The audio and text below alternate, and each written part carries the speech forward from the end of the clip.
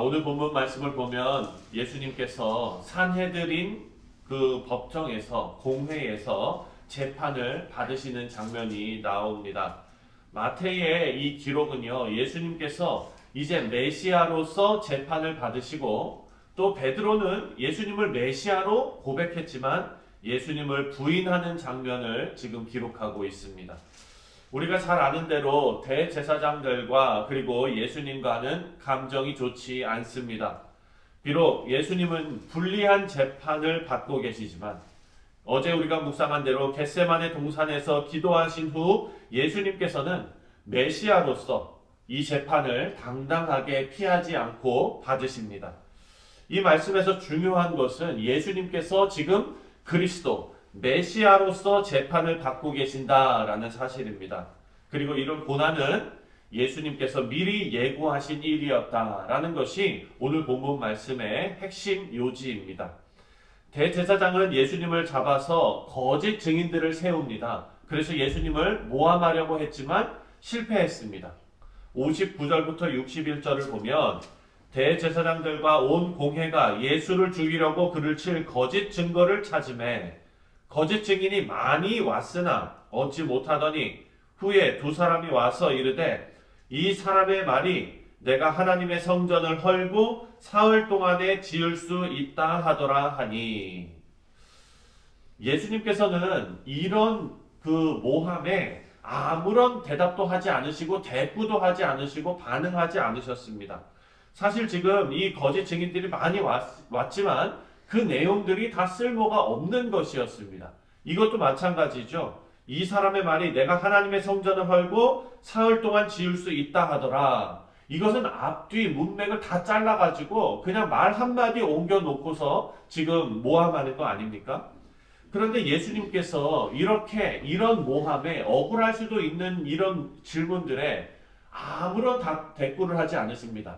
대답을 하지 않으십니다. 그런데 예수님께서 반응하신 질문이 하나가 있습니다. 그것이 바로 63절입니다. 63절을 다 같이 읽겠습니다. 63절입니다. 시작. 예수께서 침묵하시거늘 대제사장이 이르되 내가 너로 살아계신 하나님께 맹세하게 하노니 내가 하나님의 아들 그리스도인지 우리에게 말하라. 예수님께서 살아계신 하나님의 아들 그리스도인지를 물어보는 대제사장의 질문에는 예수님께서 대답하셨습니다. 지금 작정하고 묵비권을 행사하시는 것이 아니라 꼭 필요한 질문에 예수님께서 반응하시고 대답하셨다는 것이 중요한 사실입니다. 여기서 우리가 주목해야 될 것은 대제사장의 이 질문이, 마태는요, 이 지금 대제사장의 질문이 그 전에 있었던 베드로의 신앙 고백과 연결을 시키고 있습니다. 살아계신 하나님의 아들 예수 그리스도인지를 물어보는 이 대제사장의 질문은 베드로가 고백했던 주는 그리스도시요 살아계신 하나님의 아들이십니다 라고 예수님의 메시아 되심을 고백했던 그 신앙의 고백과 같은 표현으로 지금 예수님께 물어보고 있는 것입니다. 베드로의 신앙 고백 이후에 예수님께서 하신 일이 무엇이냐? 바로 예루살렘에 올라가셔서 고난을 당하게 될 것이다 라는 예고였습니다. 그리고 이제 대제사장이 베드로의 신앙 고백과 같은 말로 예수님께 질문을 하고 예수님께서는 그에게 분명하게 대답을 해 주셨습니다. 64절을 함께 읽겠습니다. 64절입니다. 시작. 예수께서 이르시되 내가 말하였느니라. 그러나 내가 너희에게 이르노니 이후에 인자가 권능의 우편에 앉아 있는 것과 하늘 구름을 타고 오는 것을 너희가 보리라 하시니. 아멘. 예수님의 이 대답은요, 예수님께서 구원을 성취하기 위한 메시아의 자격으로 이 법정에서 재판을 받고 계시는 것을 알려주고 보여주고 계십니다. 이 대제사장의 질문에 이제 그동안 아무 말씀도 안 하셨던 침묵을 깨시고 하나님의 아들이시고 메시아이심을 인정하시고 그리고 그것에 그치는 것이 아니라 이제 죽으시고 부활하셔서 하나님의 영광의 보좌에 앉으실 것을 당당하게 말씀하셨습니다. 그리고 장차 이 땅을 심판하러 오실 심판주가 되신다라는 것까지 말씀하셨습니다. 이 예수님의 당당한 선언으로 이제 예수님은 사형 원도를 받게 됩니다. 그리고 이들은 예수님을 때리고 능욕했습니다. 67절과 68절을 함께 읽겠습니다. 시작. 이에 예수의 얼굴에 침 뱉으며 주먹으로 치고 어떤 사람은 손바닥으로 때리며 이르되 그리스도야 우리에게 선지자 노릇을 하라. 너를 친 자가 누구냐 하더라. 예수님께서는 메시아 되심을 드러내셨는데 그 자리에 있는 자들은 예수님의 메시아 되심을 인정하지 않고 조롱했습니다. 똑같이 그리스도를 부르면서 뭐라고 얘기하냐면 그리스도야 이럽니다. 그리스도야 우리에게 선지자 노릇을 하라. 이들은 메시아, 예수님을 메시아로 인정하는 것이 아니라 조롱하고 있는 것을 우리가 봅니다. 마태는 지금 계속해서 예수님께서 메시아로서 전에 예고하신 고난을 당하고 계신다는 것을 계속해서 표현하고 있습니다. 예수님을 메시아로 인정하지 않는 사람들, 이 사람들은 예수님을 때리고 능욕했지만 예수님께서는 이 길을 당당하게 걸어가십니다. 하지만 주님을 그리스도로 그리고 살아계신 하나님의 아들이라고 고백했던 베드로는 좀 다른 행보를 보이고 있습니다. 베드로는 예수님을 3번 부인했습니다.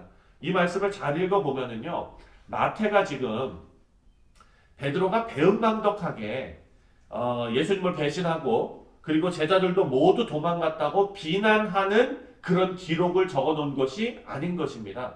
지금 마태는요, 그 말씀을 적어놓는 것, 베드로가 부인하고 그리고 제자들이 도망갔다는 것, 그리고 지금 베드로가 예수님을 3번이나 부인한 이 사건조차 예수님께서 미리 예고하신 사건이었다는 것을 강조하고 있습니다. 74절과 75절을 보면 알 수가 있습니다. 74절, 75절입니다. 시작. 그가 저주하여 맹세하여 이르되 나는 그 사람을 알지 못하노라 하니 곧 닭이 울더라. 이에 베드로가 예수의 말씀에 닭 울기 전에 내가 3번 나를 부인하리라 하심이 생각나서 밖에 나가서 심히 통곡하니라. 마태는요, 지금 베드로의 이 배신이 단순히 비난받고 끝날 일이 아니라는 것을 알려줍니다. 지금 이 기록을, 베드로의 배신을 기록하는 이유가 이 베드로의 연약한 모습조차 75절에 예수님께서 예고하신 일이었다라는 것을 깨닫고 나가서 통곡했다라는 것을 기록하고 있는 거예요. 지금 베드로가 야 어찌 너 그럴 수가 있느냐 이 비난받는 것이 아니라 이 베드로의 실수조차 이 배신조차 예수님께서 미리 예고하셨던 일이 그대로 일어났다라는 겁니다. 마태의 의도는 이 일조차 예수님께서 예고하시고 정확하게 이루어졌다라는 것을 강조하고 있습니다. 지금 마태가 이렇게 예수님께서 메시아로 재판받으시고 그 예수님께서 예고하신 일이고 베드로의 배신도 예수님께서 예고하신 일이라는 것을 강조하는 이유는 예수님께서 또 다른 예고를 하셨기 때문입니다. 그것이 뭐냐? 바로 예수님께서 십자가에 죽으실 것과 다시 부활하실 것, 이것이 중요한 거예요. 지금 베드로가 부인한 거 이게 중요한 게 아니라 예수님께서 예고하신 일이 또 하나 있는데 가장 중요한 예고인데 그것이 십자가에 죽으실 것과 다시 부활하실 것이라는 예고입니다. 우리가 잘 알고 앞으로 묵상하겠지만 예수님께서는 미리 예고하신 대로 하나님의 뜻을 받들어 십자가에 죽으시고 3일 만에 부활하셔서 메시아 사역을 완수하십니다. 우리 사랑하는 성도님들, 오늘 이 말씀을 통해서 구원을 향한 하나님의 계획은요, 예수님을 통해 한치의 오차도 없이 완전하게 이루어졌다는 것을 우리가 알 수 있습니다. 우리가 이 말씀으로 하나님 앞에 감사하고 위로받을 수 있는 것은요, 구원을 이루신 완벽하신 하나님이 우리 하나님이시고 또 우리의 인생을 완벽하신 하나님 손에 두고 계신다라는 사실입니다. 우리 사랑하는 성도님들은 하나님의 인도하심 안에서 참된 평안을 누리시는 성도님들 되시기를 주님의 이름으로 축원드립니다. 그것은 예수님께서 예고하시고 고난을 받으시고 예고하시고 십자가에 죽으시고 예고하시고 부활하신 그리고 하나님 보좌 우편에 앉아서 우리를 위해 중보하시는 예수님이심이 사실로 드러났기 때문입니다. 여러분, 우리의 인생은 예수님 손, 하나님 손에 있습니다. 우리 교회도 하나님 손에 있습니다. 하나님께서 작정하고 인도하시는 바대로 우리를 인도해 주실 줄 믿습니다. 오늘 하루도 그런 믿음으로 승리하시기를 다시 한번 주님의 이름으로 축원드립니다. 기도하겠습니다.